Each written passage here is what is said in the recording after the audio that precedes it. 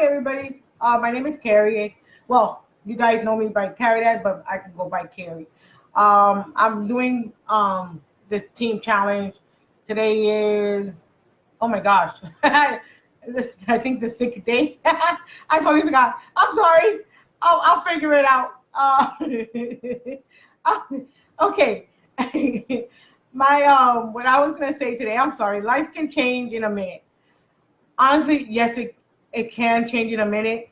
Um, and the power of a prayer is very strong. Um, like I can say, like I think it's been 2 years. Um, I went through a rough time with just moving here to where we moved to the Port St. Lucie. Um, it was very scary because some of you guys know my homeschooling family. I might mention them all the time because they know the story and they know um, what what what I went through. But truly, they were there for me through thick and thin. And I didn't know these, I didn't know any of these moms. I just started homeschooling, and these women are like incredible. I don't think I would have made it through without all their help. And I wasn't able to thank all of them because some of them I didn't even know. Honestly, I did not know who these women were. Little by little, I started meeting a lot of them, but there was a few that I never met. And they were there every step of the way, and they did everything.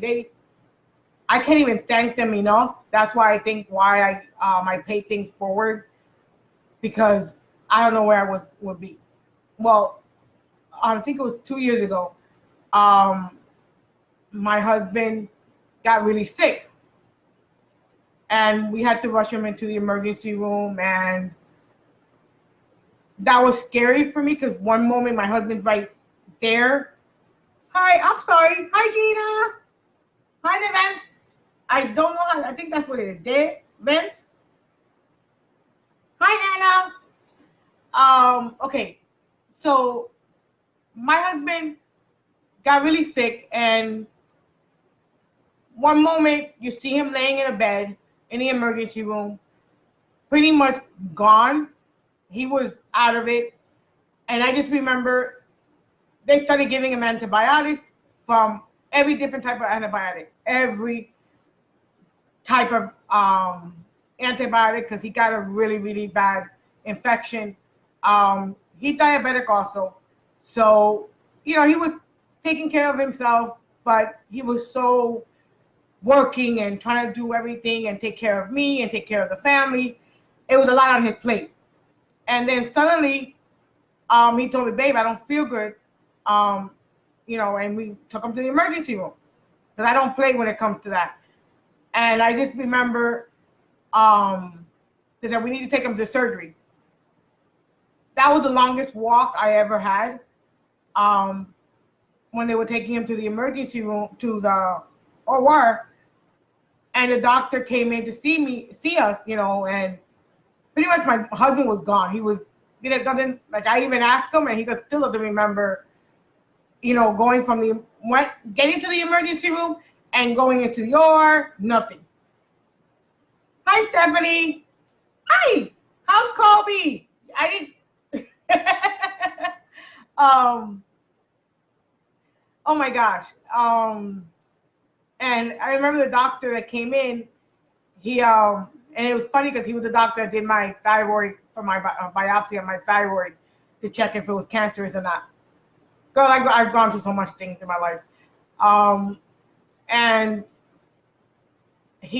I just remember him telling me, I'm gonna take him into the OR, but he's gonna come back intubated. And I'm like, you're gonna put him on life support? He goes, that's the only way it's gonna be easy on his body. And I just started crying, and I'm like, because my mom passed away being on that machine, so I did not want to see my husband. The last person I wanted to see was my husband. And I just started bawling, but then the nurse like, he's gonna be okay, and I'm like, I need to, and my husband's looking for me, so I'm like, I need to compose myself because I don't want him to see me cry because he'll get upset. And that's the least thing that I wanted him to even see at that moment. And I remember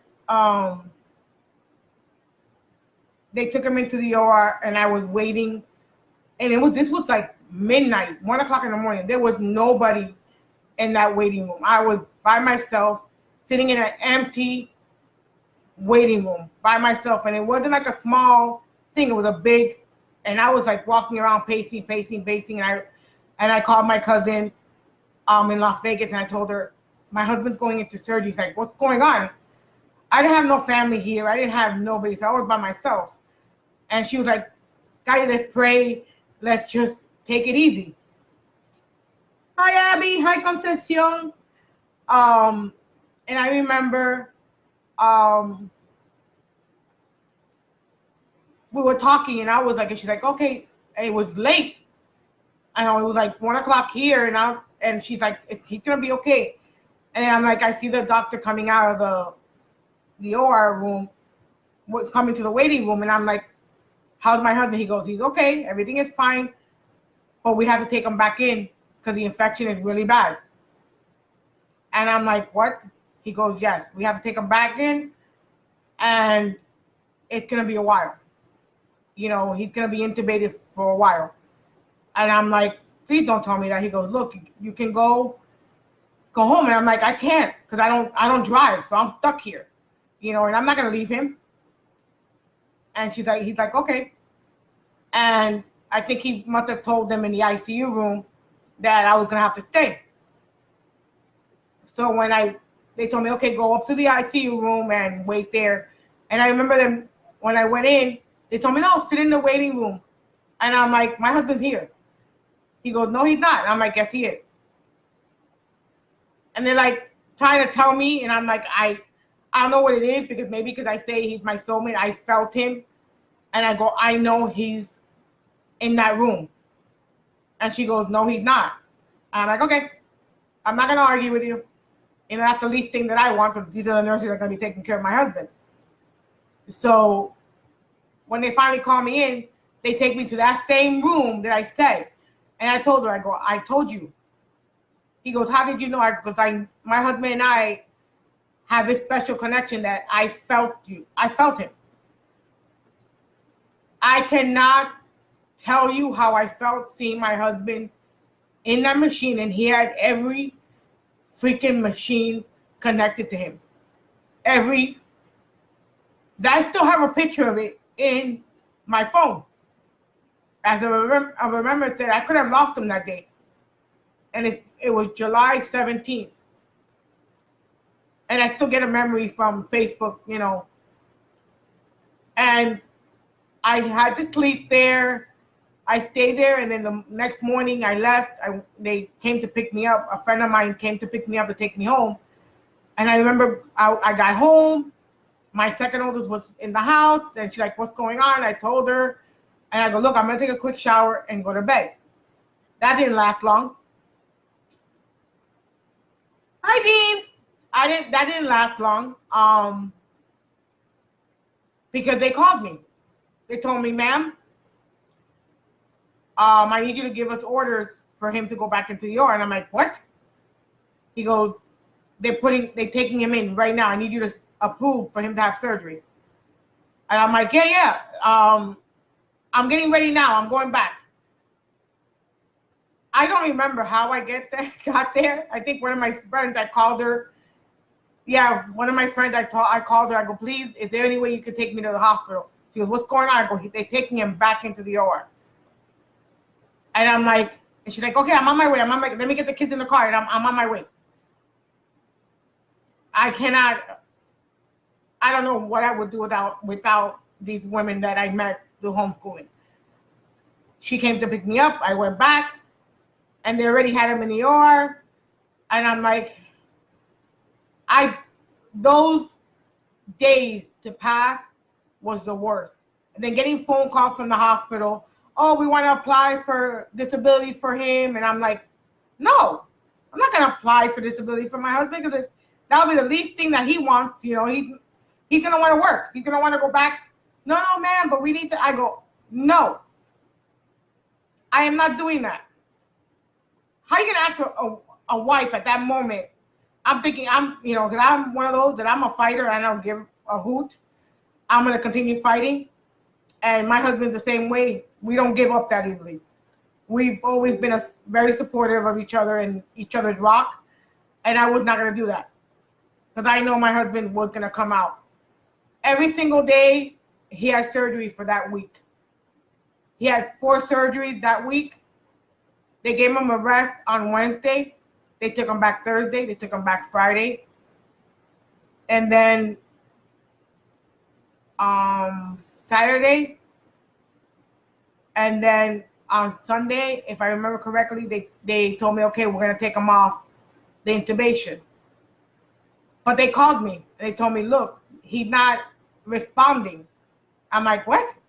He goes, he's not responding. We're asking him a question and he's not responding. But they usually, in the morning, they take him off and just to tell him, move your eyes and do all this stuff. And I remember one of the nurses said, oh my gosh, I'm sorry without disrespect, but my gosh, your husband has gorgeous eyes. And I'm like, what color are they now? He goes, no, they're green. I go, are they light green or dark green? He goes, no, they're light green. I go, okay, he's fine. He goes, why? I go, because they change to his moods. And if they're black, get the heck away from him.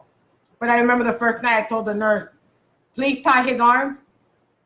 They're like, why? I go, because my husband, if he comes out, first thing he's going to do is going to react. My husband was a football player and a biker.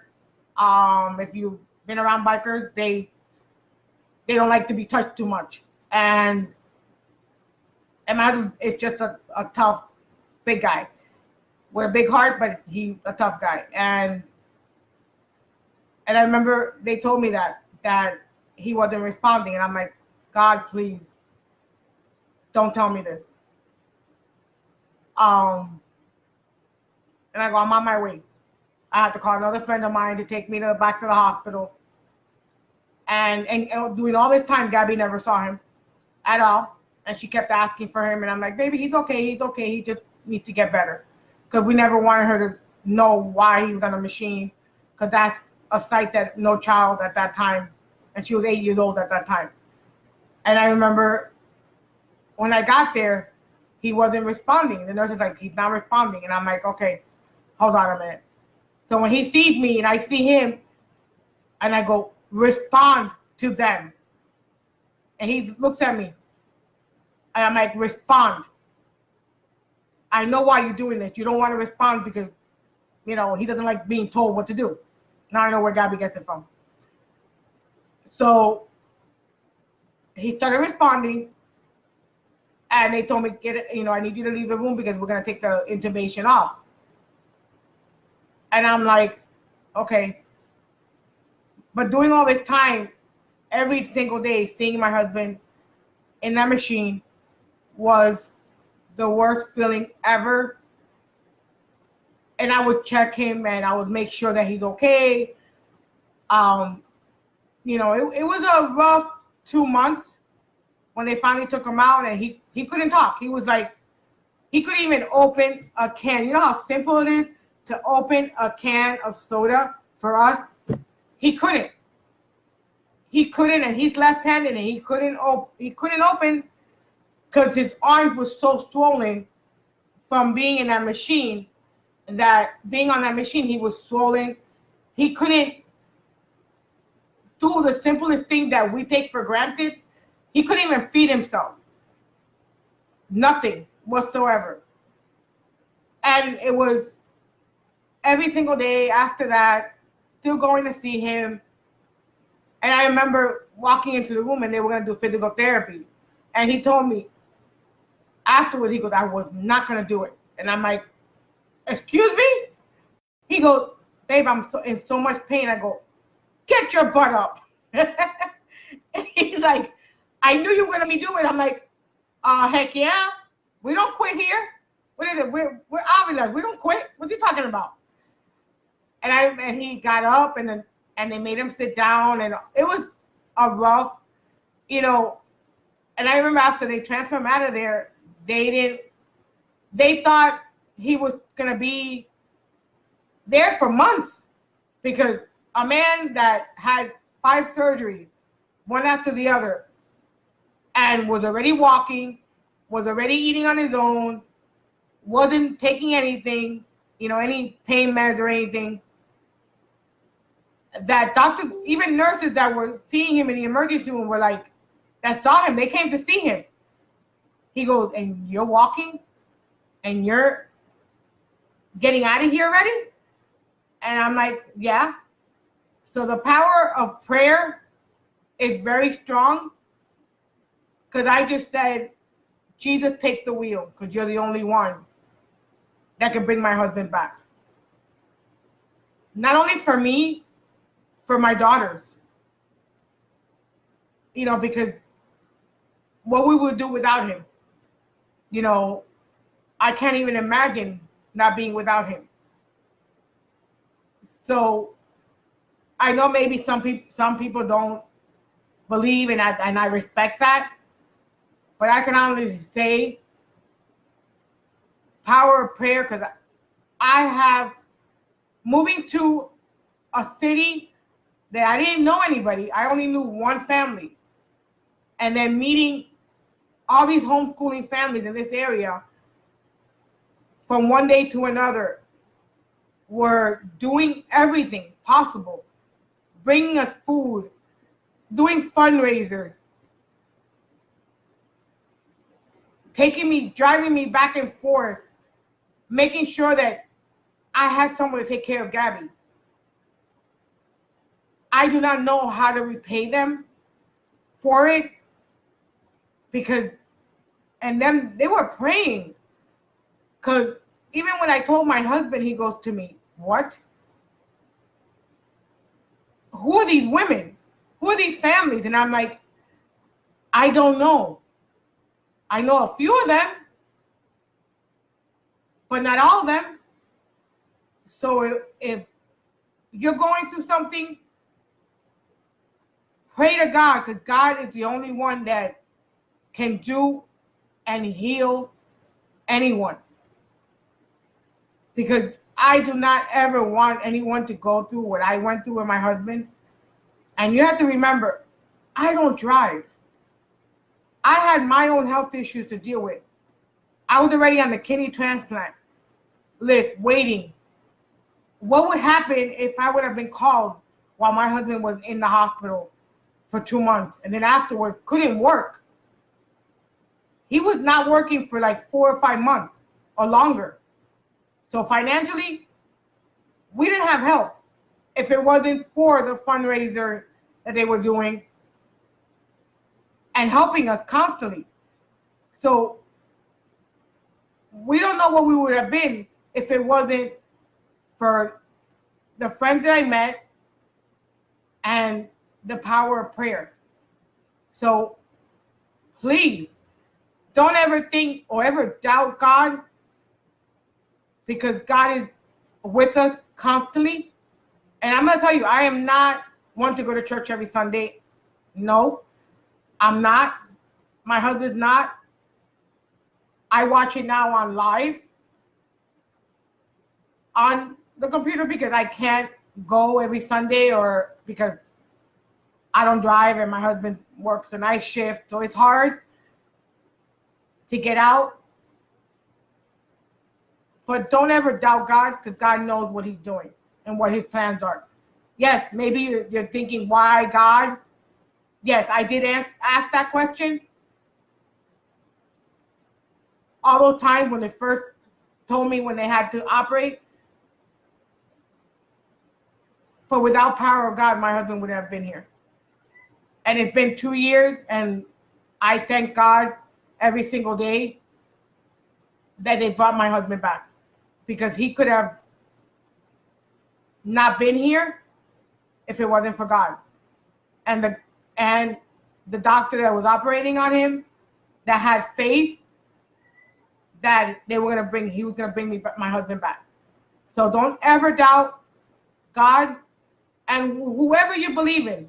I know that there's, I might have some Jewish, anybody that believes in whatever they believe in, don't ever doubt.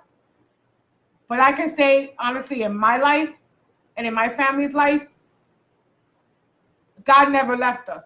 And even during the rough times that we have gone through, God has never left us. He's been with us by our side every moment of the day, every moment that I've needed him, every moment that I've struggled medically, financially, everything there is in the book, because that's life. Honestly, things happen. I don't, we don't want things to happen, but it does. It does. So there's light at the end of the tunnel, because I can honestly say there is. So, like I can say right now, I never thought I never doubted God during those times, but it was scary. It was honestly very, very scary. And I'm sorry if I haven't said hello to everybody. Holly. Hi, Brenda. You have my same last name, Brenda Ruiz. That's my maiden last name. So I wonder if you're Cuban. Abby.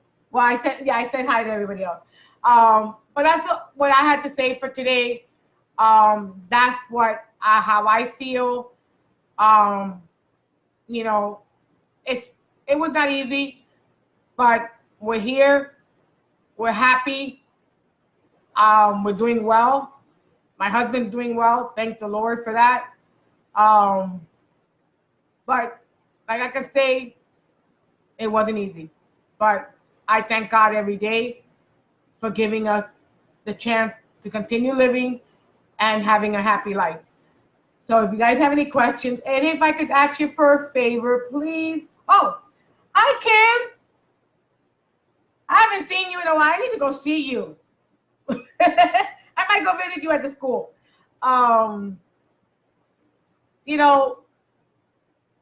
If you guys can, I just blanked out. I'm sorry. If you guys can, please, to keep the post going, because if not, it will get disappeared and nobody else will see it like you guys did. If you could put hashtag replay so it can go up on the timeline, because Facebook, I'm not sure what's going on, but if nobody comments or nobody says anything, it will just disappear, and it's not good for me. I want everybody to see it, because it's my story, and if you think that this is going to touch somebody, please share it. It's public. You can share it. I don't have a problem. The more shares I get, the happier I get. Well, that's all I had to share today. I hope everybody has a blessed weekend, and hopefully I see you guys soon. Bye.